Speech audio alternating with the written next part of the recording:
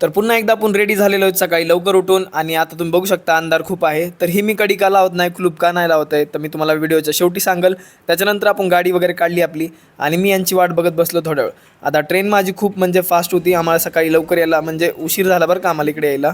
तर कशी बशी ट्रेन आपल्याला गटलेली आहे, यांचे चेहरे तुम्ही बघू शकतात. त्याच्यानंतर आम्ही पिंपरीमध्ये उतरलोय आणि सगळं एकदम म्हणजे एक नंबर फर्स्ट झालेलं आहे. तेवढ्यात बघितलं दुसरीकडं की ज्यांची म्हणजे रोजची कामं असतात, म्हणजेच की दुधाची कॅन्ड वगैरे उतरणं वगैरे, मग ते सगळं आम्ही बघितलंच. कारण आता निठलेत ना, काय करणार आता इथं उतरल्यावर मग टेन्शन असतंय.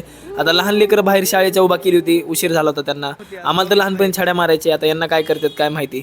दुसरीकडे आम्ही नाश्ता करायचं म्हणून आमच्या रोजच्या ठिकाणी आलो. इथं मनीमेव पहिल्याच बसल्या होत्या उन्हाचं म्हणजे विटॅमिन डी खात. तर इकडं आमची पोरगी ही बघा शकता तुम्ही, वाट बघते एवढी आतुरतेने. त्याच्यानंतर मेंदू वडा, इडली, सांबर, डोसा सगळं आलं.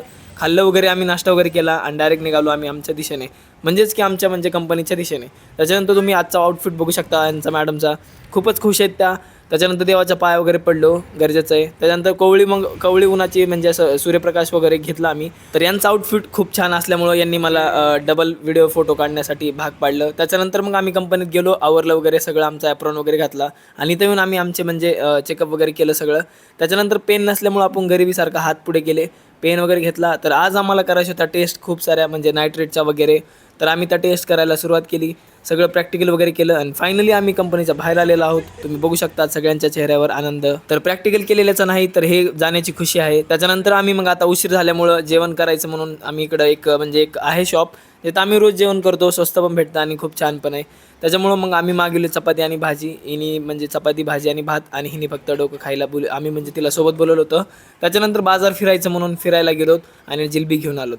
म्हणजे असंच असतं आमच्यात, काही घेणं न करणं, काही ना काही उचलून घेऊन यायचं असतं. त्याच्यानंतर जिलेबीचा स्वाद घेत घेत स्टेशनवरतीच आम्ही धिंगाणा घालायला चालू केलं.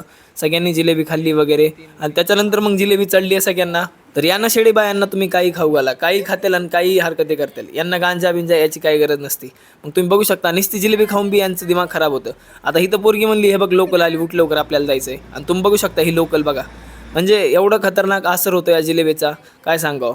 तर मग आता 1-1.5 तास वाट बघितल्यानंतर फायनली आमची लोकल आलेली आहे आणि आम्हाला याच्यामध्ये जागा भेटणं म्हणजे खूपच अवघड असतं. पण फक्त लोकल आलेलीची बघून पण आम्हाला एवढी खुशी असती. त्याच्यानंतर तुम्ही बघू शकता एवढी एकदम दाट गर्दी आणि त्याच्यातून आम्ही प्रवास करत करत फायनली 4:41ला पोहोचलो.